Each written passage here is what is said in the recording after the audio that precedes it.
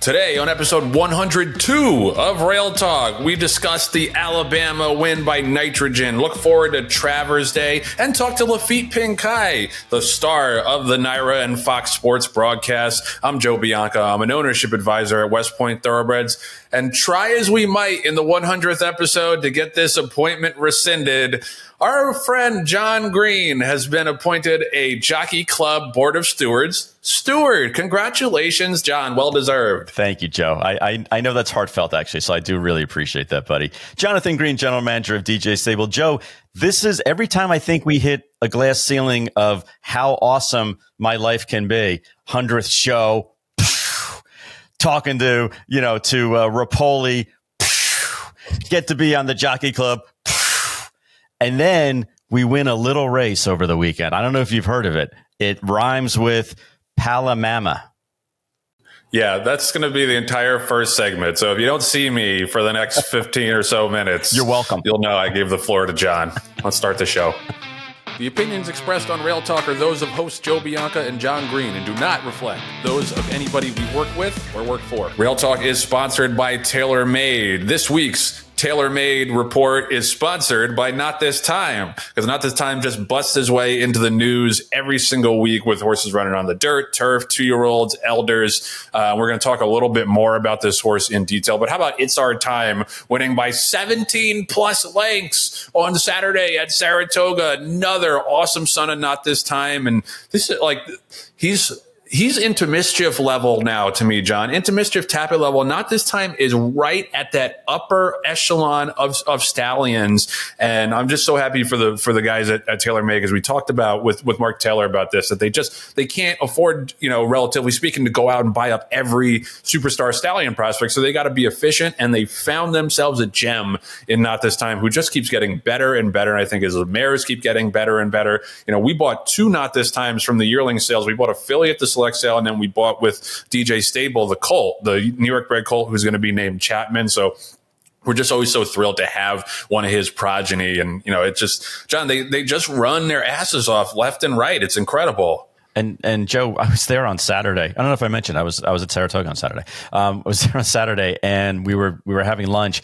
And when that horse kicked it in the gear, I'm talking about It's Our Time, the 2-year-old. When he kicked into gear and started pulling away from the rest of the field, after going like nip and tuck with the horse that was in front in a very fast pace, there was like an audible in the crowd. Like, that's how impressive it was. And I know that doesn't happen that often, but for a 2-year-old at Saratoga to grabs everyone's attention. And Joe, he wasn't even the favorite in the race. That's the amazing thing about it. So anyway, the Not This Times are running all over the place. We had Time Frame win a maiden race up at Woodbine as well, which is probably like the 7th most significant win of the day for Not This Time. Right. Falls. Exactly. That's how impressive of a field he's had. And Nitrogen's mother, Tiffany Casse, is actually in full too. Not This Time.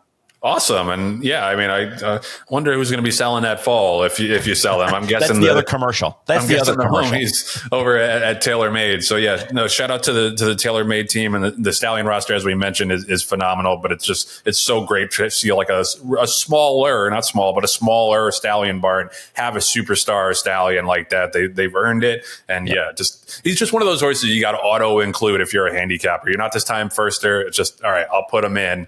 Chances are you can run.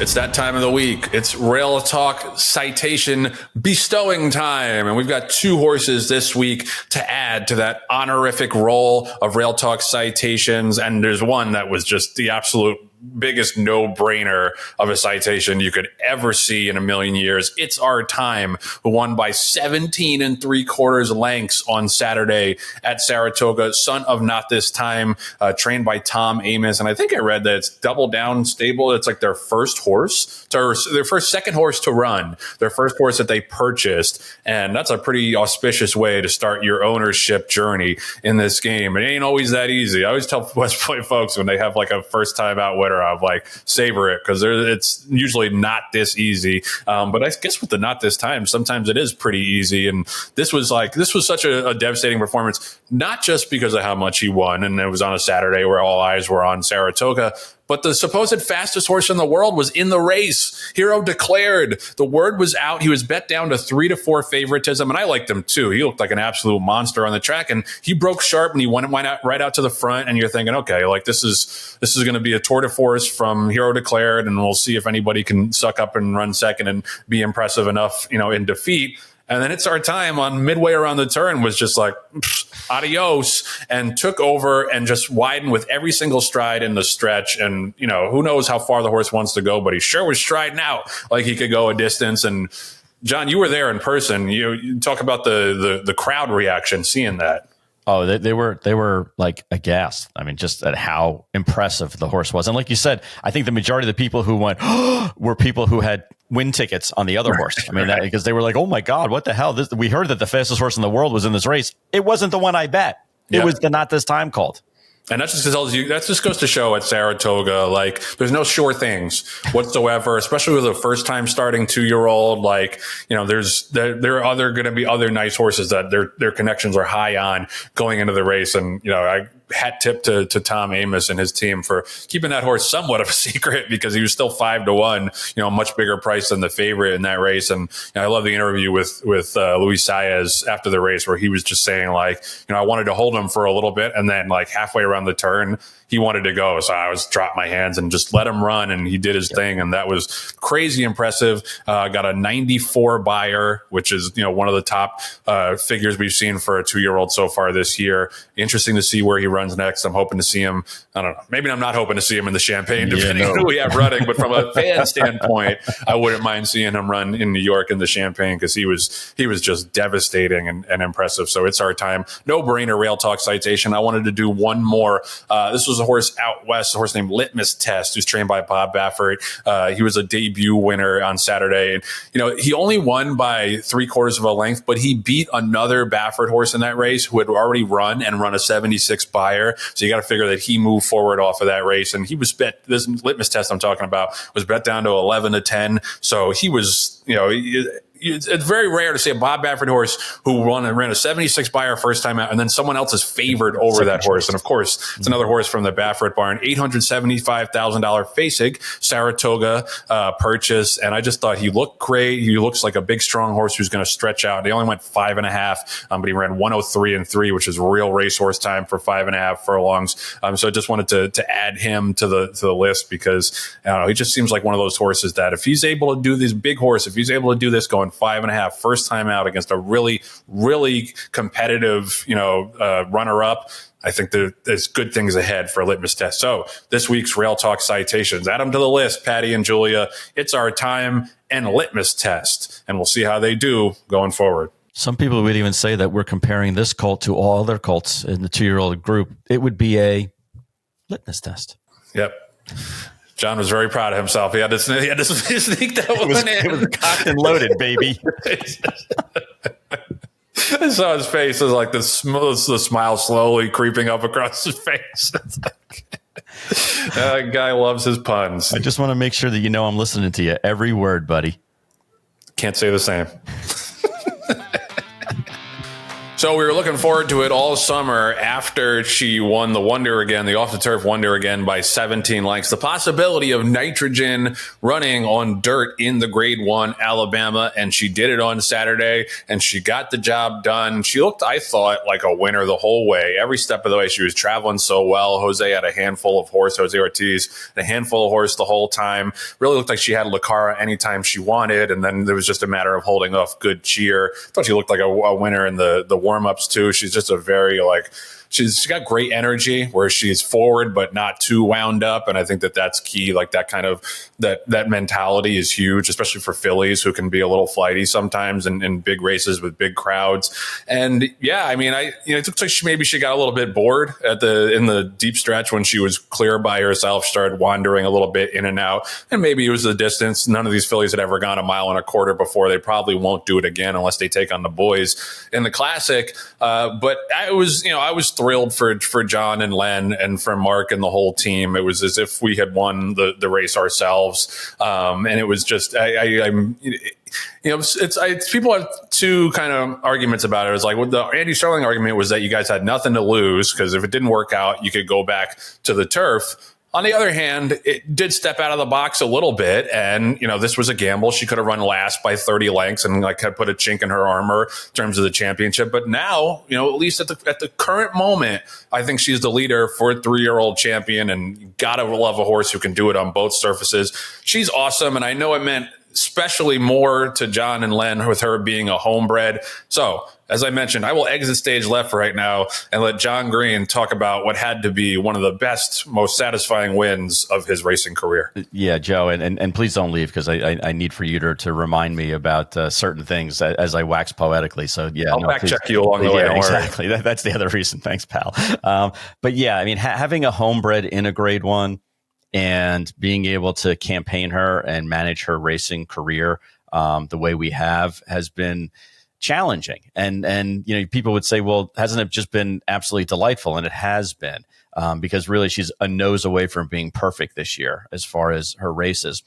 But there's always decisions that have to be made, and I give Team Casse, and especially Mark Casse, a lot of credit for managing her and campaigning her the way that we have. And we've had multiple discussions all along the way about where we were going to run her. And look, we could have stayed in the lane and had the best 3-year-old turf filly in the country, and that would have been phenomenal. I mean, that would have been really, really cool. But the filly herself told us that she could transcend and go to a different surface. And is there a risk about, putting all your eggs in one basket and saying, hey, the wonder again, she ran in the slop. It was a sealed, sloppy racetrack. There were only two other horses in the race, and they were both turf horses. So was that really, a legitimate win? Okay, as it were. Well, she ran like 2/5 of a second slower than the Met Mile that ran the very next race. So we thought it was pretty legit. All of her numbers look like they were legit. A 91 buyer, some really good numbers on the rags and the Thorough Manager, and we just felt like this was the right time to try her on the dirt. Mind you, Good Cheer, who won 6 out of her last 7 races, was in there, and oh, by the way, Lacara, who also is a front runner, the only speed in the race, and has run and won 2 Grade 1s already. And you knew she was going to be sharp because she was quarantined and missed her last race after the Acorn. So, I mean, it was a good group of horses. Not to mention, who knew what Queen Azteca was going to be like coming in from the Birdie of Sweden. And believe me, it was like the entire country of Sweden was in the paddock, rooting on Queen Azteca. And then, Margie's Intention, where all she's done since she moved over to the Brad Cox barn has been, transcending her races in Louisiana, and looks like that she's a legitimate graded stake horse as well. So it wasn't an easy field to go ahead and try her on the dirt, what I would say the dirt for the first time, because it was really our goal, from the last race was to try her in this race. So it's been extraordinary. It's been exciting. It's been a wonderful, wild ride. It's been emotional too, Joe, because, we stood there in the winner's circle, and this was a homebred of ours. My mom was involved in the purchasing of Tiffany Casse, Nitrogen's mother. And basically, I know mom was kind of watching, what was going on. And my dad got really choked up, after the horse won, because this is like kind of the last link to my mom. It is Nitrogen. But the nice thing about it is we got to celebrate it as a family. I wish you guys were there also, because it's, I consider you family, and I always love to be able to share in those moments, with you and Patty and sometimes Julia, depending on her mood. But it really was a lot of fun. And Joe, I will make the announcement now. I talked to Mark Casse in great detail this morning. We outlined a number of different options for her, including the Cotillion and the Spinster, and a smaller stake race at Churchill Downs. And what we've decided is that the timing of it, she needs a little bit of time, because she gave it her all this race and going 1.25 miles. The timing of her next race probably wasn't going to be 4 weeks away. We wanted to give her a little bit more time, but we are pointing for the Grade 1 Spinster at Keeneland on, I believe it's October 3rd or 4th. It's opening weekend at Keeneland. We're going to take on the older mares and see exactly where we line up with her. Mark is going to have a barn at Keeneland, so Nitrogen can be there, train on that racetrack, enjoy that elongated stretch that Keeneland has, and then hopefully fly right out of Keeneland and go right out to Del Mar, right out to San Diego, and then train out in California for a couple of weeks before the 2025 distaff.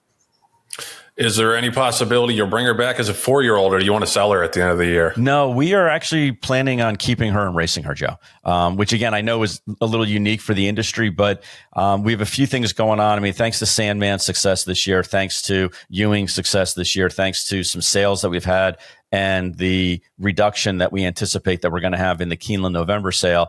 Our plans are that, Nitrogen has done everything that we could want and then some. And if she wants to continue to race and has that will to win and stay sound and everything like that, she will campaign in 2026. That's exciting. So that's 2 exclusives that you got out of me, Joe. You are quite the intrepid reporter. I still got those interviewing chops. That's right. Don't get it twisted. I can still dig with the best of them.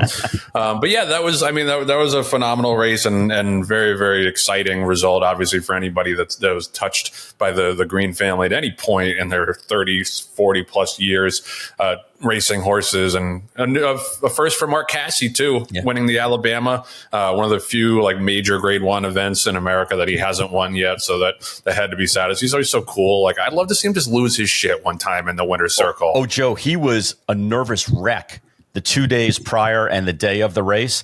As a matter of fact, I didn't even go out to the barn Saturday morning because he was pacing like a nervous, expecting father. I mean, he was just beside himself. And he told me afterwards, he said, well, it's because I really thought that, I had 2 of the best horses in the race. And I thought Nitrogen was going to win the race all along. And I was like, okay, Mark, but I think he was just genuinely nervous. Sometimes it's harder to have the favorites in these races than it is to have kind of an under the radar, 10-1 shot. Well, I just mean after the race, like he's so composed and like does like a half of a fist pump. And then he's like going out to see the horse. I'm like, Mark, come on, man. Let it loose, my guy. Like, back to full once. I'd love to see it. Yeah. No, he's a pretty calm, collected guy. But that's actually, we like the fact that he has a steady hand on the wheel, all the time. And Mark, when we were running Nitrogen in the Wonder again, I know I've told the story before, so I'll give you the truncated version. But it was like an hour and a half before we had to make the decision to run. And Mark said to us, I've trained her on the dirt. I've breezed her on the dirt in December. And she really I didn't see any drop off at all. I think she can do it. And that gave us the confidence to say, you know what, Mark, let's run her. And if she doesn't run any good, you can blame us. It's our decision. You're totally absolved of anything. But it was only because of his confidence in her, of watching her, where he was like, I think she can transcend the surfaces. Now, looking back on it, what I should have said to him is, well, for the love of God, Mark, why didn't we try on the dirt from the very beginning? But that's that's like, you don't want to be that guy. There are plenty of those guys out there in the ownership game. You don't want to be that guy where every decision you make is the wrong one. Everybody's like, after the Monday morning quarterbacks, you should have gone here. We should have done this. Should have done that. All right. You put the fucking halter on then. Yeah. You walk into the barn at 4 a.m. and you figure out what's best for the horse every single day. It drives me nuts. Absolutely. No. And that's why we don't listen to the Twitter nonsense, because there were an equal number of people before the race who were like, she's a nag, she'll never run on the dirt, and an equal number of people who were like, well, she ran so well in the Wonder again, why didn't they do it sooner? It's like, come on, right? You know what? You can't win. So you can't, you don't even listen. But I got to tell you, we're at the point in our program where thankfully we've seen a lot of things happen, so we have a lot of experience, and if we haven't, Mark certainly has.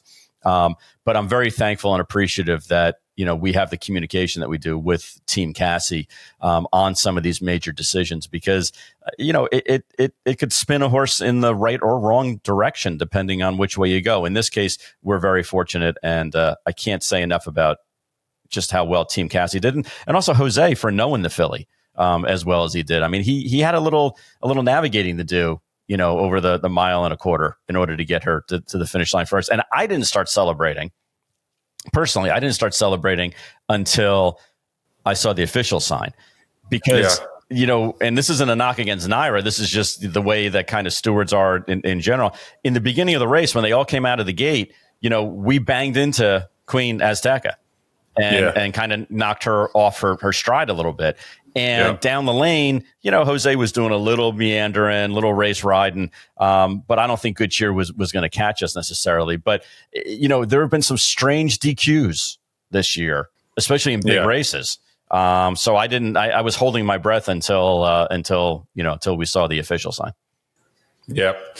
Well, and I also wanted to mention that John did a little piece or did a little interview on the Fox Sports broadcast on Friday and did an awesome job. Like, you can tell he's done this before and, basically had everything queued up that he wanted to say. And Laffit Pincay, who's going to be our guest in a little bit, tried to tee John up several times to talk about this here podcast. Yes, he did.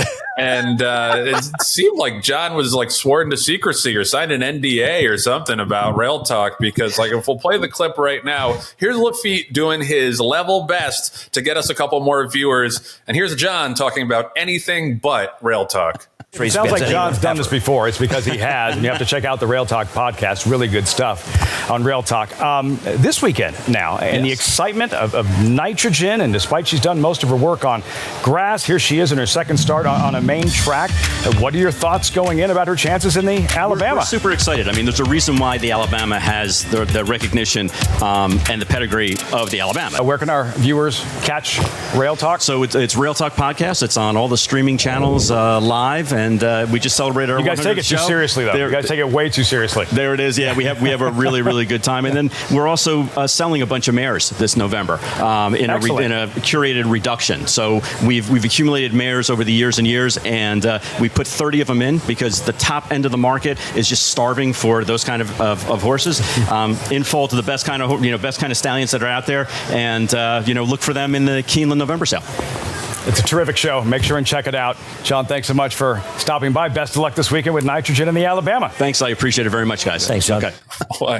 That's excellent. Shout out to our editing team for putting that together. They put up clips of the show and everything. And so John's like, so we're selling horses in November. It's like, Rail Talk team is selling horses. Julia, which ones are yours and which ones are mine? And but that was excellent. And it was so funny because I texted John right before he was about to go on. I was like, don't forget to mention the podcast, like jokingly, like obviously he's going to mention the podcast. And then I watch it and he's like, nope. This was priority one. The Keeneland Rail what? Rail what? But shout out to Laffit for plugging us, and then to the Naira team for putting the clips up, because that was fun. And now, obviously I kid, but John did do a great job. So we're going to have a little more fun when Laffit comes on. We'll talk a little bit more about that in short order. Rail Talk is sponsored by Epic Insurance Brokers, one of the nation's top retail insurance brokers, providing expertise across key lines of insurance like property and casualty, employee benefits, and unique specialty insurance. Chris Moore, our guy, our brother, our homie, he heads Epic's equine specialty practice. You see him all over the place at the sales, at the races, in the mornings, on the backstretch. He lives and breathes this game. It's his passion. He has horses himself. You're not going to find a more excited guy to talk about racing with. And we love Chris. And, he also, by the way, can help you with your insurance situation. Yearling season is right here. It's equine insurance renewal season. If you buy yearlings and your insurance policy doesn't renew between July 1st and October 31st, you are leaving money on the table. Call Chris, shoot him a text at 317-650-4519. He will get all of that house in order for you. It's key, especially, with horses, expensive horses coming out of those yearling sales. You want to make sure that all your policies are set to go. And then, when you're revaluing horses for the sales coming up, Chris can help you out and get it all together and get it to make sense for you and your program. So that's 317-650-4519. Our buddy, Chris Moore, you will not regret giving him that call or that text. He guarantees he will find you value. If not, he'll donate to an aftercare organization of your choosing in your honor, but I'm not worried about it. He'll probably donate the money to aftercare anyway, just because he's that kind of guy. That all leads us to this week's Epic Performance of the Week. Thank you, booming voiceover man. This week's epic performance of the week is She Feels Pretty in the EP Taylor over the weekend at Woodbine. She Feels Pretty, I think pretty clearly the best turf fillier mare that we have running right now. She's a multiple grade 1 winner. EP Taylor obviously is one of the most significant races that we have in North America. 4 fillies or mares on the turf. You know, John, you brought this up to me. Tell me a little bit about what was impressive to you about that. Well, to me, it was not only the impressiveness that she won the EP Taylor up in Canada, but also just that she's keeping this streak alive, Joe. I mean, she is hitting the board 1-2 in almost every single race that she's been running in. And once they figured her out and had her, at this level, she's running everywhere and anywhere and winning races at all these different racetracks. So to me, this is a culmination of her 2025 career, but man, does she look good doing it on the inner turf up in Canada. Yeah, well, and she and John Velasquez, I feel like Johnny V fits her like a glove. Very patient rider, very tractable horse. So this is her 1-2. This is her 4th grade 1 win. She won the Natalma. She won the New York. No, 5th. Won the Natalma, won the New York, won the American Oaks, won the QE2, and now has won the EP Taylor. So all over the country and even north of the border, she's asserted her superiority. Just a $240,000 yearling purchase for Lael Stables. Caraconti filly. Caraconti, very, very underrated sire. Love his horses on the turf. So yeah, she's just rock solid. Shows up every single time. Never been out of the money now in 12 career starts. She Feels Pretty, and her latest grade 1 conquest is this week's epic performance of the week. Rail Talk is sponsored by the Green Group, the #1 accounting firm in the horse business. There's one reason that they're #1. No other CPA firm knows the horse industry like they do. They have almost 1,000 clients in the business. They own over 200 horses, so there'll be a little less after the strategic reduction coming up. John made sure to mention it on the Fox broadcast, so I want to make sure to mention it in the ad right here.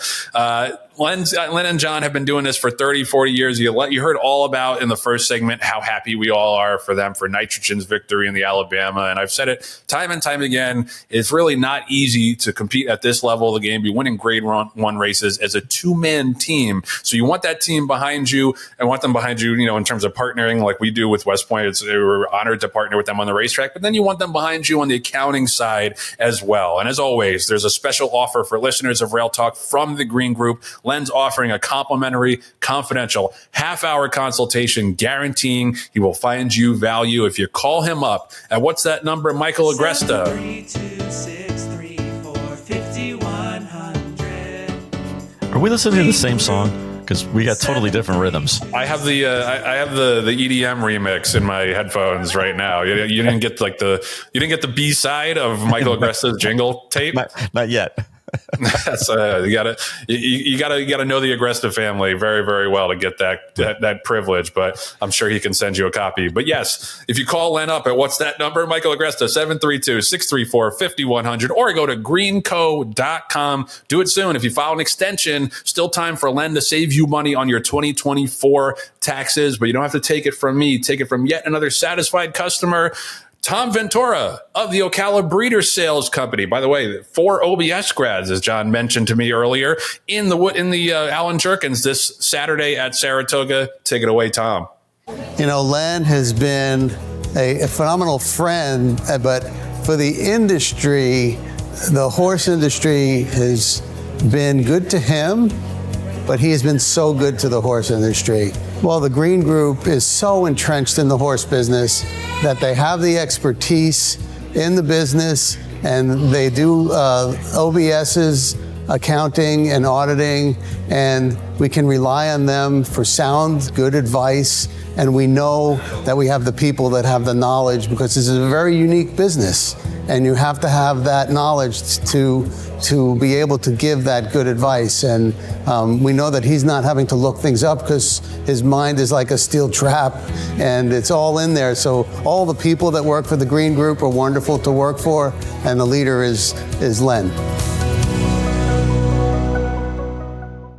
Thank you, Tom Ventura. And you can be like Tom. There's no risk in it. If you call Len or go to the Green Group's website at greenco.com, 732-634-5100. Start the conversation. Len guarantees he'll find you value. He's done it for many, many others in this business. Nobody I would vouch for more in this industry.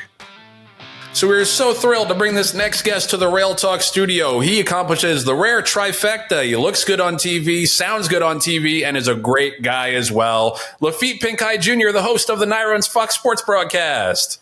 My camera sucks, but aside from that, we're doing okay. How are you guys? Great to be on with you. Great to have you. No, this is, I love your coverage, obviously, and we'll get this out of the way very quickly because we teased it earlier in the show where you were doing yeoman's work to try to plug the podcast when our boy Jon was on the segment on Friday. He's like, so how about Rail Talk? You guys have fun on Rail Talk, right? And Jon mentioned about 4 different things and was like, Rail Talk what? So Laffit, I just want to say thank you for doing your best. Sorry, my buddy didn't cooperate. He's a humble man, and that's totally. That's to be respected. And the thing is, like, I wouldn't have said it if it wasn't true. I watched the podcast. So yeah, I wouldn't have brought it up. Otherwise. You guys do a great job. No, we really appreciate that. So enough about that. Let's talk about how great the Alabama was. He did it again. He did it again.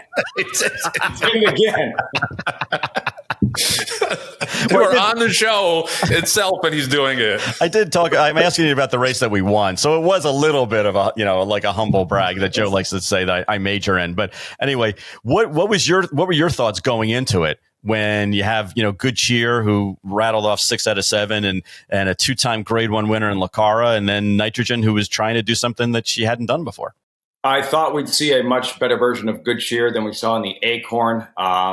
I know that, speed figure hawks have kind of been waiting for her to be quote unquote exposed, and that maybe that Acorn performance was the beginning of her trending in the wrong direction.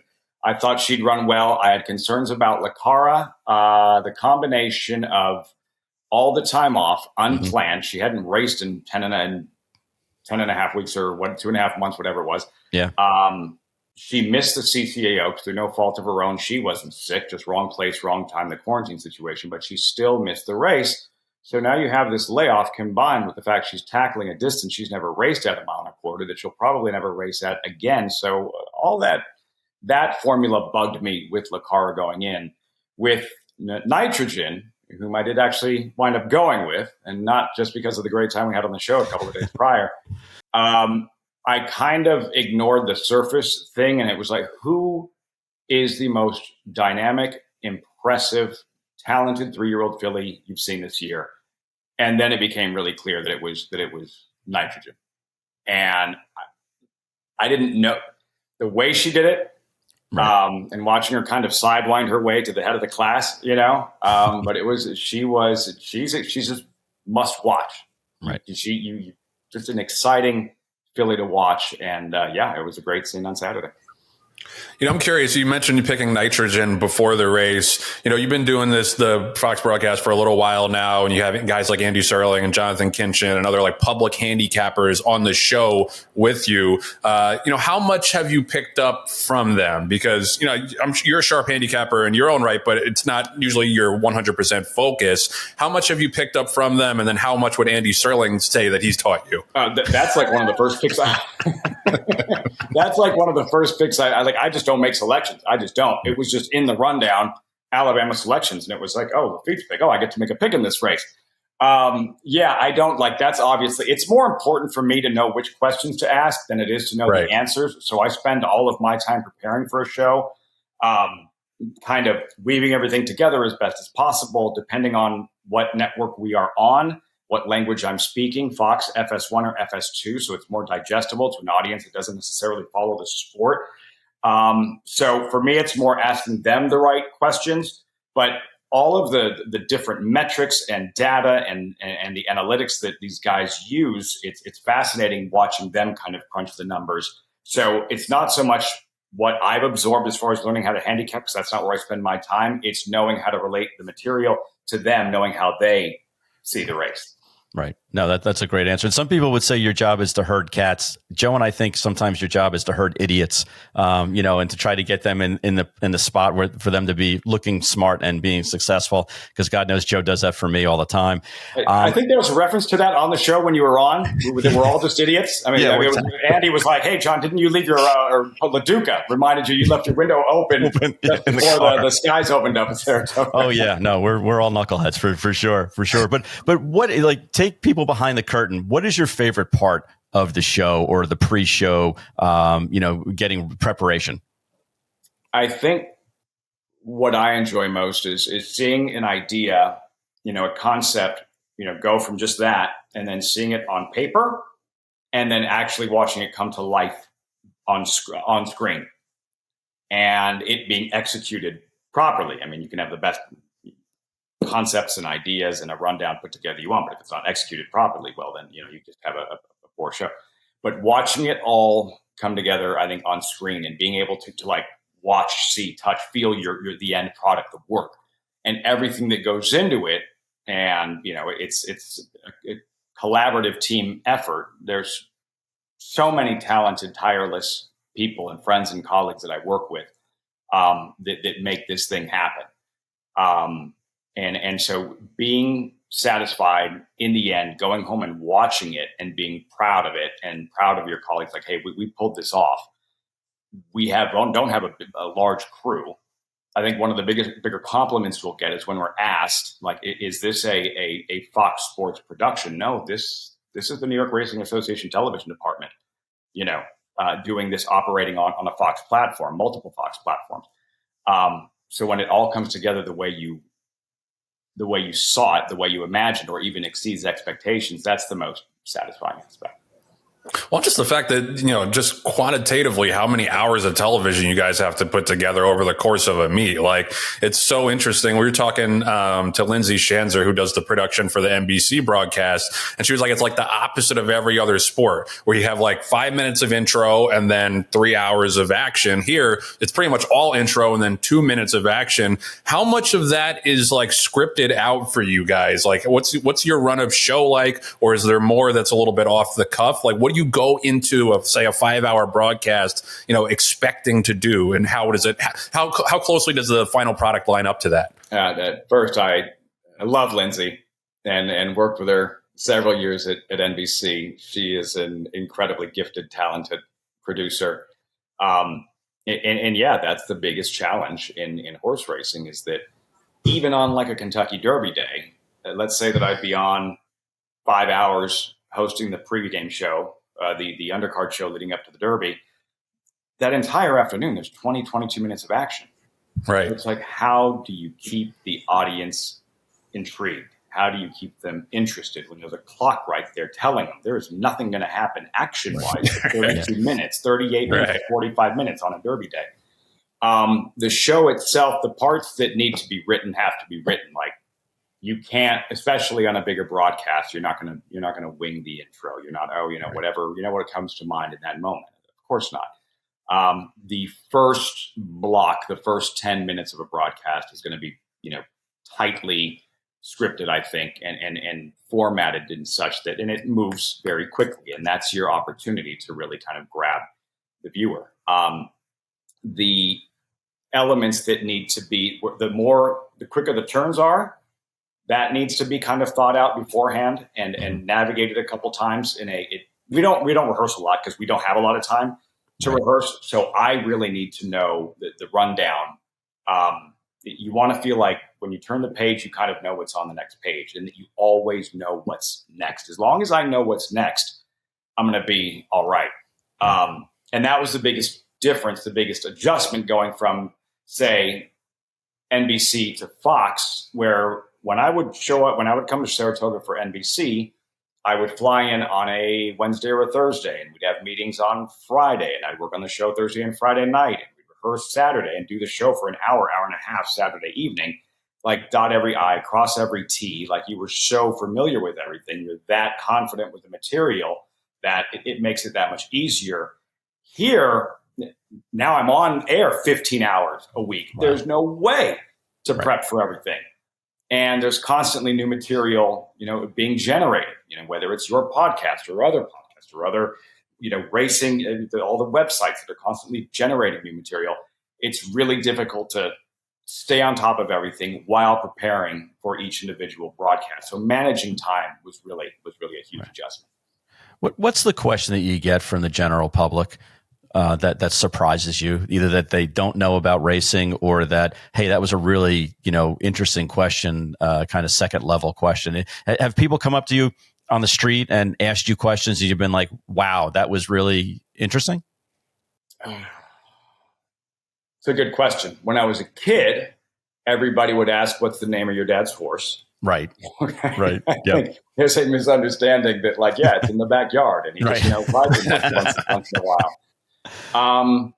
It's amazing. I don't know if it's one in particular, but when you do get questions from someone who may have just watched the Kentucky Derby or the Belmont Stakes, that they watch 3 horse races a year, right, it makes you remember when you're on a network broadcast, the audience that you're speaking with, and the questions that they have are so different than anything we would likely discuss on this conversation here, because we're all racing fans and we know the game. The simplicity of it, and then you have to kind of remember that when you execute these broadcasts, because this is what that 9 out of 10 watching a Fox broadcast, this is what they're thinking, and the only way to communicate to them without speaking down to them is educating at the same time. So I don't know that any one question comes to mind. I think I'm always taken aback by this genuine interest, but just simple questions that we wouldn't think of necessarily. But remember that we're talking to that audience as well, and that box needs to be checked. Right. Yeah, no doubt. And you were talking about before about adjusting the language based on Fox FS1. Like, that's really impressive that you guys are able to do that kind of on the fly, but it really is a vastly different audience a lot of the time. I'm curious what you guys might talk about off the air that's in terms of like the problems that racing has, some of the things that are plaguing the sport. Because I feel like it's very easy to be at Saratoga and to feel awesome about racing. Like, there's so much great action. Everyone's having a good time. I think the sales, like the numbers are insane. But you guys are around racing enough to know that we have some structural issues that we have to deal with and are dealing with to a certain extent. Take us a little bit behind the curtain in that way. When you guys are off air and you start talking about the larger scale issues of the sport, what are some of the first things that come up? Oh, wow. I mean, Saratoga is almost like everything that's so much of what's right with the sport. And you'll come up here and spend some time and remember why you fell in love with the game to begin with.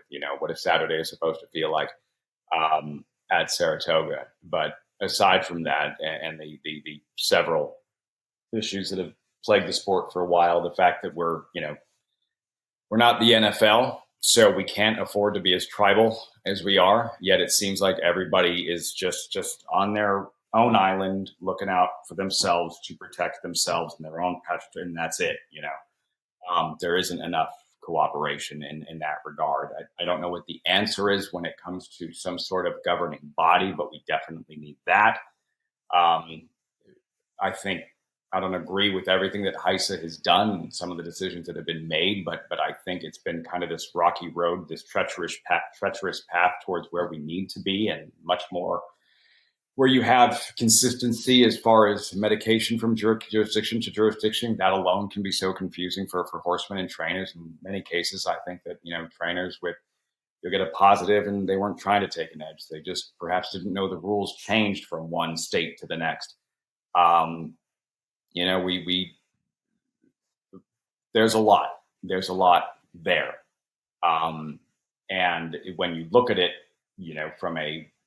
you take in this, when you look at everything wrong that needs to be addressed, it can be really overwhelming. It's more or less where you try to, and I think this is part of trying to educate viewers, and why I think television for the sport is so, not just, us, just the more that we are available in homes is important. I think that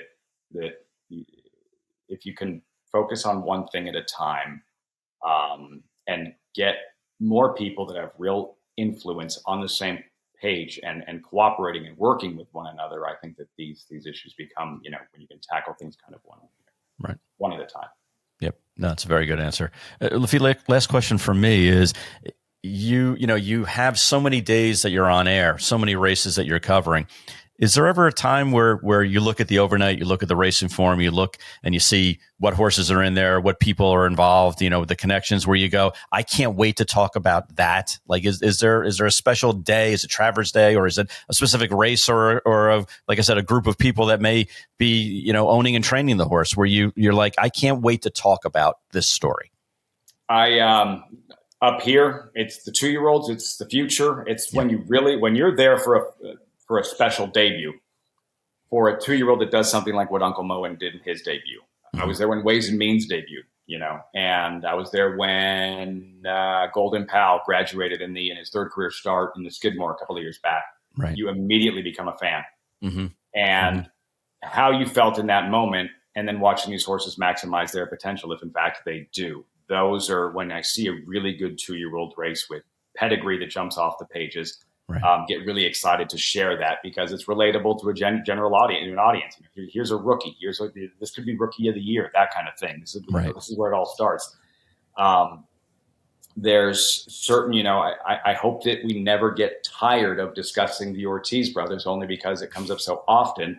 Yeah. Familiarity breeds contempt. It's such a special story that once it's no longer here, we're going to realize what a special time this was to watch the Manning brothers, to watch the Williams sisters, horse racing's version, compete and do this several times a day. And just any Saturday at Saratoga, the fact that we get to feed off of the energy of the crowd and showing the crowd being there and a part of it, it's very different than covering a grade 1 event somewhere else in front of where there isn't that same type of, enthusiasm from a big crowd being there. So that's what, comes to mind for the most part up here that I get most excited about. Every Saturday is like walking into, I'm a big Dodger fan, walking into Dodger Stadium for a playoff game, something along those lines. That's what it feels like walking into Saratoga on Saturday. I think when you were listening to those 2-year-olds, though, you mispronounced Ewing's name. Yeah. Did he really? No. He didn't say Ewing. But no way. That's no way. Not my guy. Frank's best call of the meet.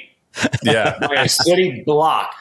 That's right. That's why it was so great. That was awesome. Tremendous. Yeah, that was so good. All right, last question for me. And I remember this from when we had you on the old show, I think a couple of years ago. You kind of got your start in journalism at News 12. And for anybody who's in the city in Brooklyn or the Bronx, they're very well familiar with News 12. Great local news station.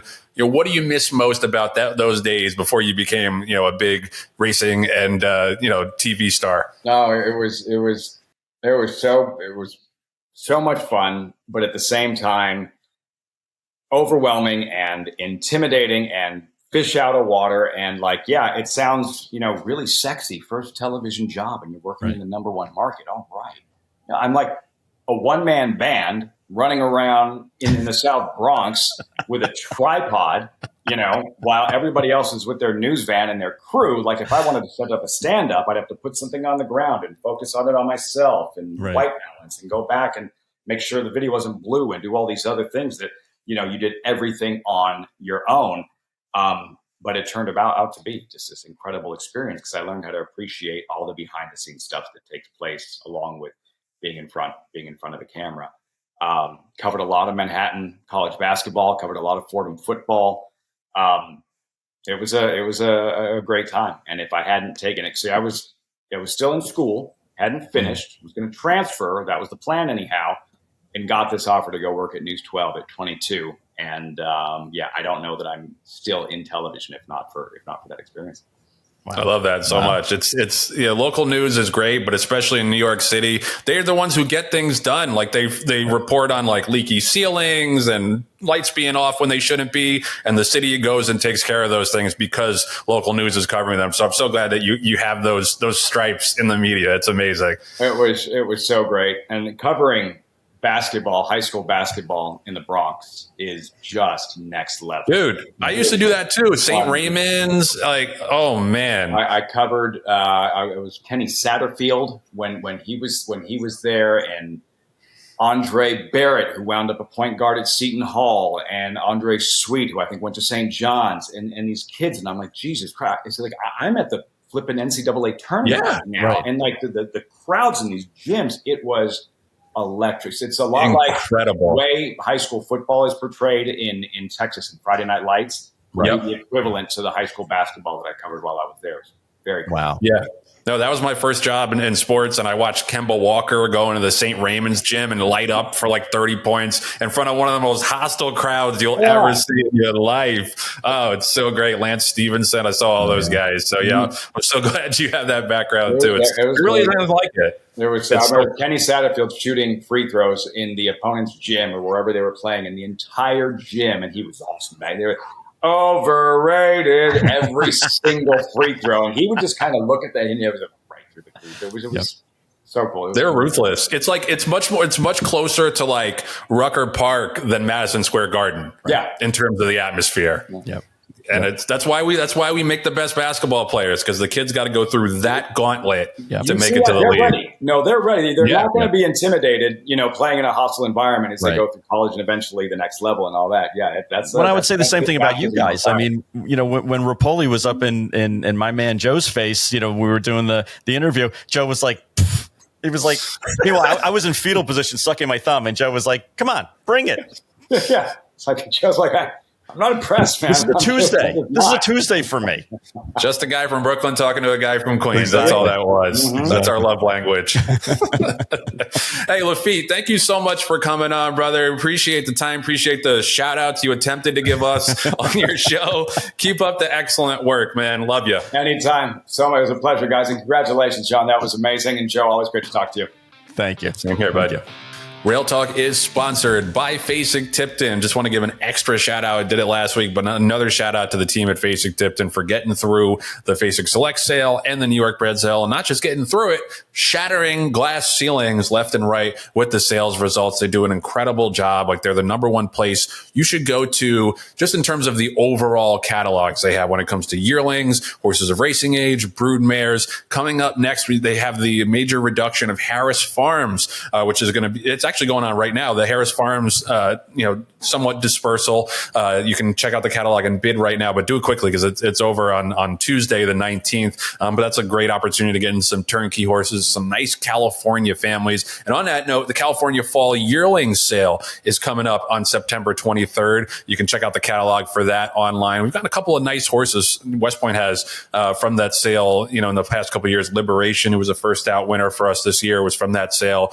Crystal Clean, who was a debut winner last Saturday, was also out of that sale. So that's a sneaky good sale to get some real nice California bred yearlings, because that's a pretty good program that they have out there. So definitely check that out if you're at all interested in racing on the West Coast. Catalog's available now. And of course, we got the digital sales coming up. You can always go to digital.fasig-tipton.com and check out those sales. The August digital sale is August 21st through the 26th. Mid-Atlantic Fall Yearling, September 30th. The October digital sale, October 2nd through the 7th. So tons of action before we all look forward. The night we all look forward to, the Night of the Stars. The November sale is November 3rd. So we'll be looking forward to that. But in the meantime, I think you got to, facing people, you got to pat yourselves on the back a little bit and just soak in all of the success from the August sales, because it's a huge undertaking and the results spoke for themselves. So this Saturday is the centerpiece of the Saratoga meet. It is Travers Day. Travers Day, always a phenomenal day of racing. We've got 6 graded stakes, 5 grade 1s in a row, the Personal Ensign, the Alan Jerkins, the Ballerina, the Forgo, and then the Travers. Let's start with the good. A lot of really, really nice races. The Forgo and the Alan Jerkins, as you would expect, are wars, especially Alan Jerkins is just, it's always one of those races where, you got the horses who didn't quite make it the Triple Crown distance, who are turning back and now doing what they're meant to do. Grade 1, got contenders left and right in that race. Patch Adams, Barnes is coming back. Midland Money, who shipped across the country and ran at Saratoga a couple weeks ago for Bob Baffert. Chancellor McPatrick, Verifier, Smoking Wicked, who won the Amsterdam by 5 3/4. Matticat Rhodes in there too. So just a ton of nice horses. And you've got the star power of Torpedo Anna running in the Personal Ensign Stakes.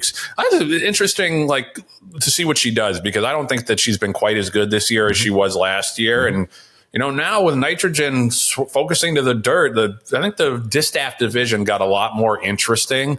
And I think that, Torpedo Anna's kind of got to prove that she is the same horse as she was last year. I've had a bad year by any stretch of the imagination. She's 3 for 4. She did get beat in the La Troyenne. Just figure-wise, she hasn't quite stepped up to last year's form.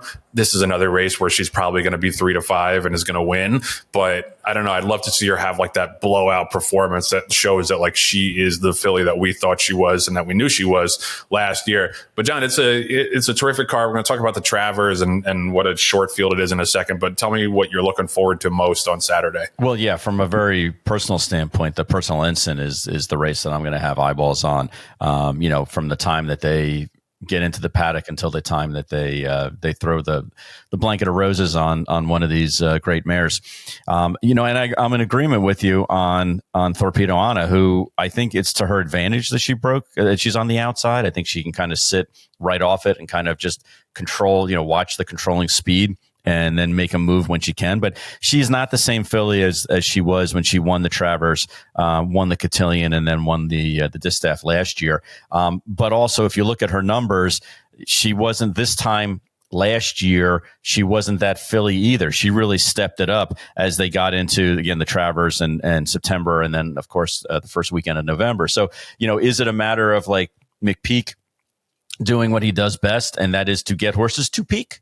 At the right time? Or is it that, Torpedo Anna is like a lot of other mares. And once they get to a certain point in time in their career, the racing part of it is a little bit less important to them mentally. I don't know. We will see. I mean, she certainly has, other than La Troyenne, she certainly has as good a record as anybody in recent time in the game. I don't know if I could find a horse in the race, though, Joe, where I would say, oh, my God, I'm so worried about, if I was, Torpedo Anna, I'd be worried about fill in the blank. There's some nice horses. I think, Darth Vader certainly has shown that she's consistent. She won the Ogden Phipps, and then she kind of bounced in a lackluster field of the Molly Pitcher.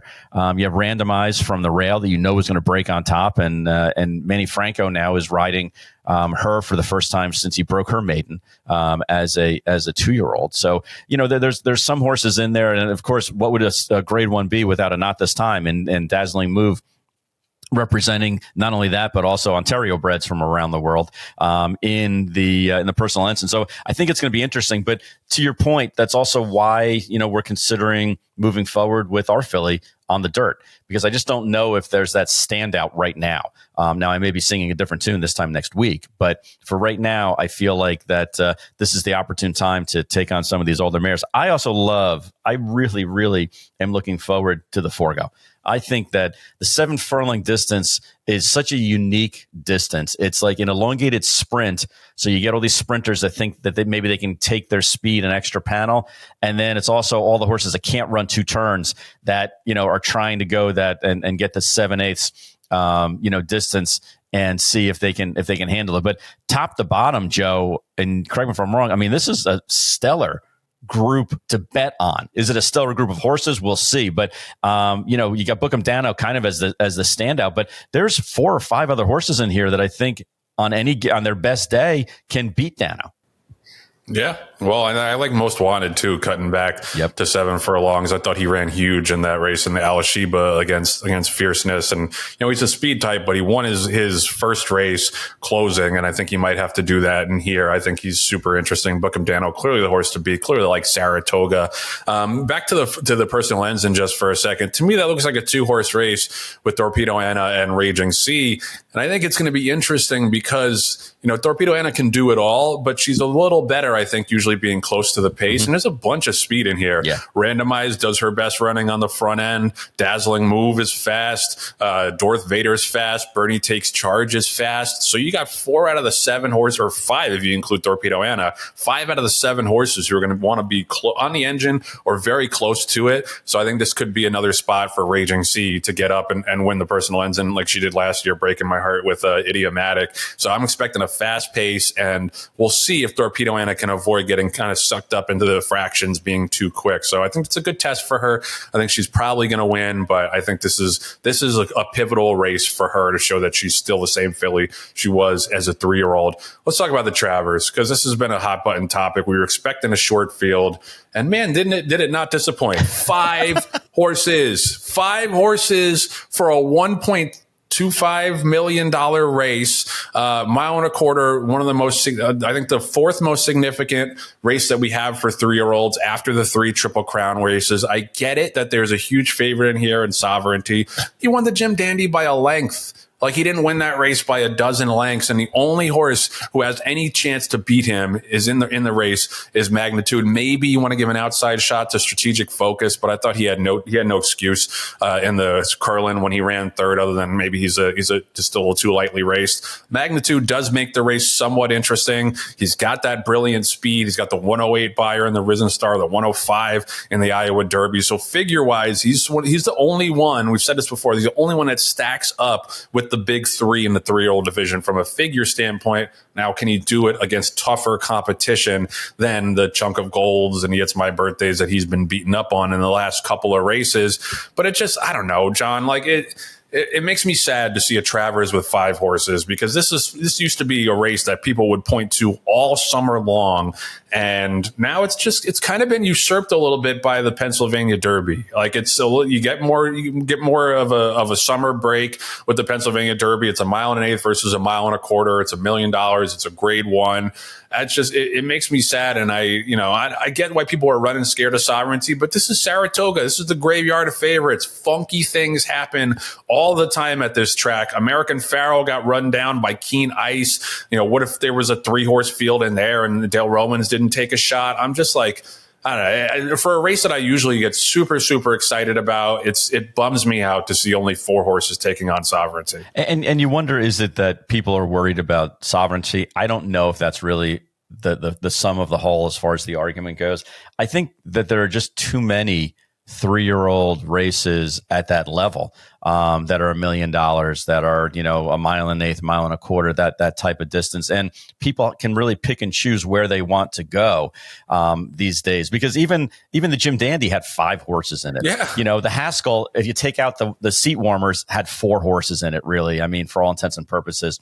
The Belmont had 8. I mean, so it's not like people are running to these races and they're all full at this point. But Joe, another argument can be made that, like, maybe it's just the distance, in addition to the time of the year, because you look at the Alan Jerkins, and you just mentioned all of the horses that we picked for Derby contenders in our contest, and they just couldn't quite get the distance, so they're cutting back to 7/8. That's an 8-horse field. And top to bottom, that's a really good field, for that group. That's a grade 1 also. But I think that, again, this kind of goes into the argument of, are we breeding horses that can go that far for that many times in the course of their career? And are there too many of these, $1 million options that are out there? And quite frankly, this race, timing wise, doesn't sink in well, or as well as some of these other preps that are coming up. And you mentioned the Pennsylvania Derby. I mean, that is, timing wise, that is a perfect springboard for a horse to go from that race to the Classic, or to the mile, for that matter, if they're just not able to go that distance. But I think that if I was czar of racing, maybe I would look at it and say, are there just too many of these options out there? And is there a better kind of on the calendar way to do this? Because right now, I hate to say it, but the Travers is kind of an afterthought compared to some of these other options, and they shouldn't be that way. Of course not. And it goes back to my point, and I will continue to die on this hill, that we don't need the Curlin Stakes. And we talked about it when the Jim Dandy, in the week of the Jim Dandy.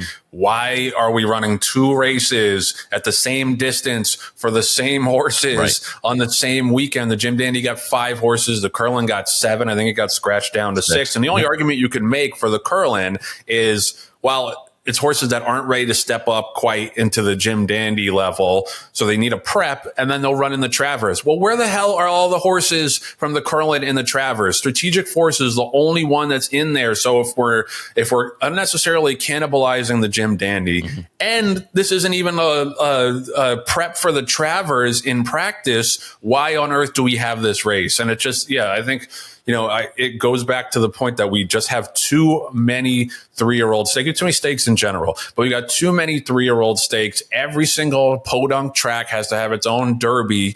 And it's the races, the races that are supposed to have historical importance and prestige and gravitas, like the Travers, end up with 5-horse fields. And it really bums me out as a New York racing fan. Obviously, great day of racing, but this is the first Travers I can really ever remember having really zero interest in watching. Yeah, there's 2 or 3 other races, I think, and we've gone over a couple of them that I'm going to be more interested to watch than this one. And again, that is no knock against Sovereignty, because he is, arguably 1 or 1A in this really strong crop of 3-year-olds. But yeah, where is everybody else? Where are they? I know it's unfortunate, and I love guys who take shots, and they would just, especially now with Wayne Lucas having passed, like I think we're losing a lot of trainers who aren't afraid to run their horses, and I think that's a major problem for the industry when we have so many stakes races, declining foal crop, and an increasingly cautious trainer base. You end up with fields like this, 5 horses for the crown jewel, or what's supposed to be the crown jewel of the Saratoga meet. All right. We want to get John's take on something real quick, because this has been a hot button topic throughout the Saratoga meet so far. All of the voided claims of a lot of horses who are winning. This is a tweet from Dave Grenning that I'm reading. The claim of Uncle Charlie's Gift, who won Saratoga's 3rd race on Saturday, was voided by the vets. I believe that's the 12th winner at this meet where the claim has been voided by the vets. Now, obviously, in theory, voided claims are a smart and just thing to have, where if a horse comes out of a race and there was some underlying issue that was not disclosed to the new owner and the new trainer, you should have the option to give that horse back. What's happening now seems to be a vast overcorrection in the world of claiming races, where a lot of horses have probably run with a lot of issues for a lot of years, and we didn't catch a lot of it. And I think for the horse safety, from the horse safety standpoint and the goal, I think that voided claims make a lot of sense. But it just doesn't make any sense. So you'd have 12 winners at the meet that were fine on the morning of the race, fine jogging up, fine going to the gate. They win the race, so they're obviously healthy enough to win, and then they come out of the race and they're not healthy enough to change hands. I'm not going to pretend to be smart enough to understand exactly why this is happening, but John, this seems pretty unsustainable for anybody who's involved in the claiming game. What's your take on why this is happening so much? Well, the reason why there's the voided claim option in there is really, I think, to avoid a situation when horses would actually break down. And what would happen, Joe, is like if a horse actually broke down on the racetrack in a claiming race and there were multiple claims in it, I've seen it happen, or I saw it happen a number of times, where everyone who put a claim in for the horse, let's say the horse was running for $25,000, there were 5 of us that were claiming the horse, everyone would say, okay, do we agree to kind of just, we're each going to lose $5,000? Or do we want to go ahead and have the lottery and see which pill gets pulled as to who's going to eat the entire $25,000 loss? So I think there's a reason why they're doing it. They're doing it under, for the idea of they don't want to have a catastrophic loss on their hands. But also what's happened, the byproduct of that is you're getting people who are claiming horses and they're not even looking at the horses when they come into the paddock. So it used to be where you had to drop your claim slip 12 to 15 minutes in advance of the race in order for it to be, and it would be stamped in order for it to be a legal claim. Now, what trainers are doing is they're going in before the first race and they're dropping all their claim slips in for all the races they're going to try to claim horses for. And they figure, well, if the horse isn't sound, the claim's going to get voided. The horse is going to get returned anyway. So what's the difference? So that's kind of a ancillary byproduct of that part as well. The other thing that it's doing from a strategy standpoint is, Joe, we had a horse that got that won at Monmouth for never win 2 for 16, and the horse was sound. The horse got past the vets, and the horse won very, very impressively and got claimed. And then a half an hour later, after it went through its post-race testing, the horse was returned to us. Well, guess what we're going to do? We're going to run it in the exact same, now never win 3 for 16, and nobody's going to claim the horse because everyone sees a little V, next to the claim price, and we're going to get like a freebie to be able to run the horse was sound. The horse did not have a problem. I mean, the horse was a 4-year-old and has run, a number of races. So could you say, hey, it maybe has a little bit of roughness around its ankle? Yeah, you can make that case. But obviously he's run 16 times, so he's not unsound.